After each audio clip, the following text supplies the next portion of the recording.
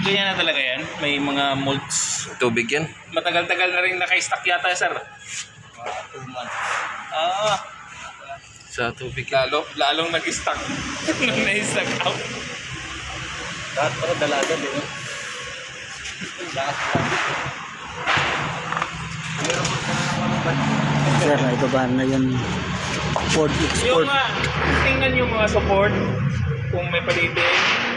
Lahat ng mga kailangan palitan dyan o kailangan ipang habang bababa. Ito dito. Yan, namod mo. Yan. Crankshaft. Crankshaft.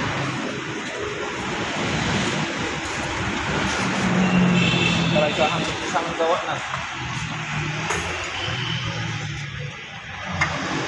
Napasa ba ito, sir? Pinapalawon eh. Pati dito eh. Moist.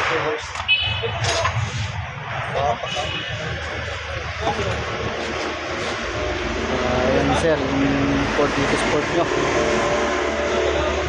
Ay, ibaba na po yung transmission. Ayan. Dito yan sa Global Pinoy Automatic Transmission Specialist sa Buhal, Lemer, Batangas. Mas maganda matingnan dyan kung walang tagas dyan. Naisip kasi ko dito eh. Shirt size. Insect. Or this size video. Para masukat ko ito.